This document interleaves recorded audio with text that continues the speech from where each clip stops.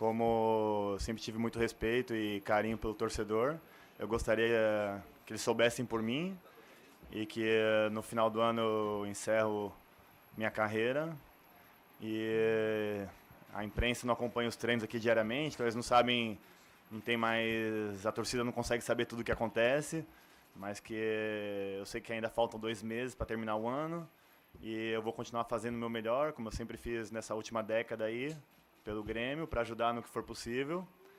E eu gostaria de comunicar a todos aí que essa é a minha decisão final. Eu converso bastante com a direção, com a comissão técnica, e que todo mundo já está sabendo dessa situação.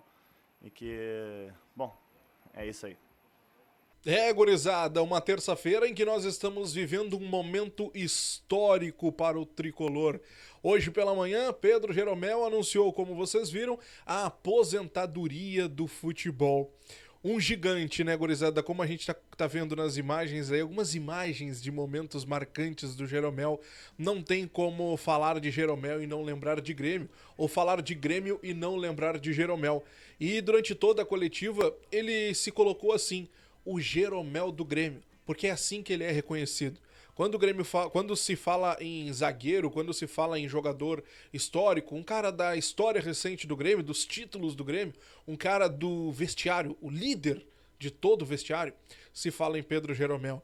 Então não tem como diferenciar uma coisa da outra, né? Então nós estamos vivendo e viveremos nos próximos 2 meses, sim, um fato histórico, que é o encerramento de carreira de uma lenda, um gigante, que lá na frente, com toda certeza, nós vamos falar e comentar o que ele construiu no nosso tricolor. O Jeromel, ele evitou fazer planos para o futuro, mas uma coisa é certa, pelo menos nesse primeiro momento, ele não deve ter nenhum cargo no tricolor, ele não vai seguir no futebol. Ele pensa num momento, neste primeiro momento, pelo menos de aposentadoria, em descansar, aproveitar a família, estar mais próximo dos filhos, fazer coisas simples, levar os filhos à escola, levar os filhos para passear, até por conta da rotina que o jogador de futebol tem, de muitas viagens e tudo mais, acaba se afastando um pouco mais dos filhos, da família como um todo, né? E é isso que o Jeromel quer nesse momento, quer correr atrás desse tempo perdido com a família, e é este os planos do jogador. Ele não sabe ainda, no futuro, em que área ele quer trabalhar, se ele vai partir para o campo de ser empresário, ou vai ser comentarista, ou vai trabalhar daqui a pouco no próprio vestiário, daqui a pouco como um cargo diretivo no Grêmio, enfim, ele não sabe ainda como será o seu futuro, mas fato é que nesse primeiro momento ele não quer trabalhar, ele quer estar próximo da família, tá? Ele disse, gurizada, que o lance da sua história, talvez, no Grêmio, que é o primeiro que vem à sua mente, é aquela arrancada que ele dá naquele gol que ele acaba, aquela assistência que ele acaba dando, né, pro gol do Cebolinha na Copa do Brasil de 2016, lembra? Quando nós vencemos o Atlético Mineiro lá em Minas, que o Jeromel, ele dá uma arrancada pela direita, levanta a bola e o Cebolinha marca o gol pro Grêmio. Ele disse que ali foi o lance que mais marcou para ele, porque ali o Grêmio estava num tempo, já 15 anos praticamente, sem levantar um título de relevância e tudo mais, e aquela felicidade que ele teve, aquela alegria em dar esse gostinho pro torcedor da vitória e tudo mais, do Grêmio estar levantando uma taça, aquilo ali para ele foi muito marcante, e é esse o grande lance que ele lembrou nessa coletiva, tá? Ele ainda não sabe se vai morar em Porto Alegre, a tendência é que sim, até porque ele quer estar próximo do torcedor, quer ter esse carinho do torcedor, mas fato que muitas coisas ainda vão se decidir nos próximos meses. Fato também é que nós temos 2 meses para nos despedirmos desta lenda, este gigante, Pedro Jeromel, então, que anunciou a sua aposentadoria. Ponto que a gente precisa colocar nessa coletiva, tá? O presidente Alberto Guerra não esteve ao lado do Jeromel. Foi uma coletiva em que só estava o Jeromel falando, sentadinho ali na bancadinha. O Antônio Brum estava próximo, mas não estava sentado junto falando. Eu vou ser bem sincero pra vocês, tá? Eu não vejo a necessidade, pelo menos nesse primeiro momento, de ter, no caso, ou o vice-futebol ou o presidente Alberto Guerra participando. Eu acho que lá no final, sim. Lá no final, sim, como vai ser uma despedida, como com toda certeza o Grêmio vai fazer uma grande festa pro Jeromel e tudo mais, aí eu acho que é obrigação do representante maior do clube estar ao lado do Pedro Jeromel. Mas nesse primeiro momento, esse anúncio, eu acho que parte muito mais de algo pessoal do jogador, da carreira dele, de colocar um final nessa linda história que ele construiu. Eu não acho tanta necessidade, pelo menos, do presidente estar junto. Eu tô vendo que tem uma galera criticando o presidente Alberto Guerra, mas pelo menos essa é a minha opinião, é isso que eu acredito nesse primeiro momento. Mas eu quero saber de vocês o que vocês acreditam sobre os próximos passos de Pedro Jeromel. Vocês acham que ele deveria seguir no tricolor? Deveria, quem sabe, tentar um cargo diretivo? Estar próximo dentro do vestiário? O que vocês acreditam? O que vocês veem de Pedro Jeromel para os próximos passos, hein? Quero saber de vocês sobre essa história toda também, tá? Gurizada, vamos falar sobre outra situação bem importante que eu quero trazer para vocês, que é sobre o jogo da próxima sexta-feira, partida essa que nós vamos enfrentar o Fortaleza, às 9h30 da noite, na nossa arena, no nosso estádio, tá? Nós já estamos com os ingressos à disposição, já temos ingressos à venda a partir de R$60, teremos um público maior dessa vez, são esperados 32.500 torcedores para embalar o tricolor e fazer com que o Grêmio se distancie, vamos colocar assim, cada vez mais dessa zona de rebaixamento tão perigosa nessa temporada, tá?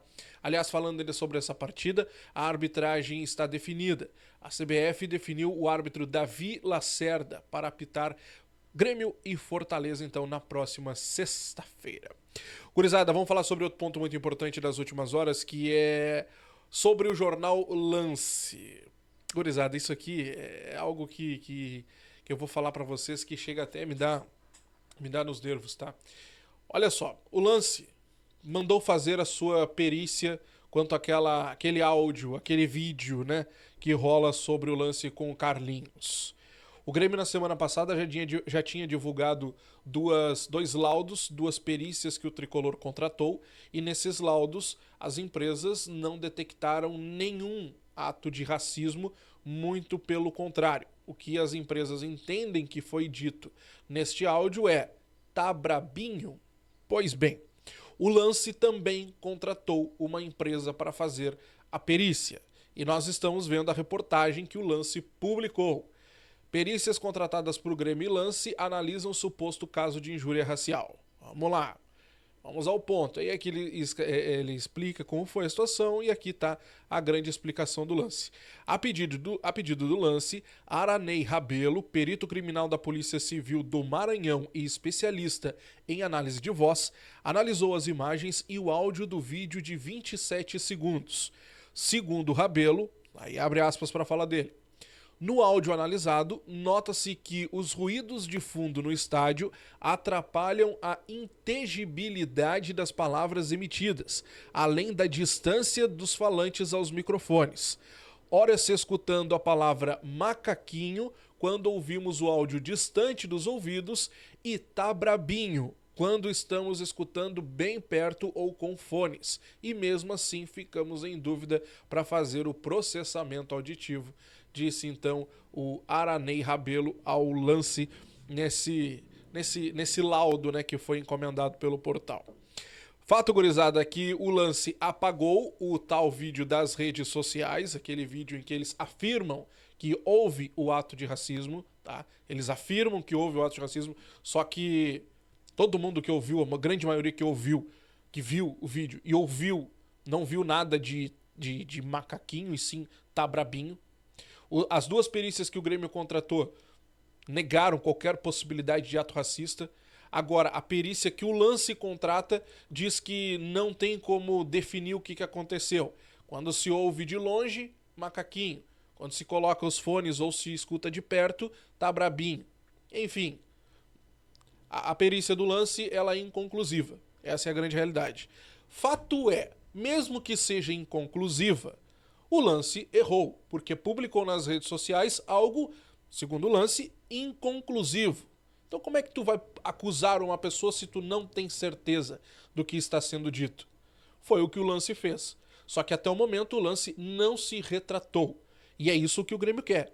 O Grêmio não quer dinheiro, o Grêmio não quer entrar na justiça, não quer holofote, nada. O Grêmio só quer um pedido de desculpas, uma retratação.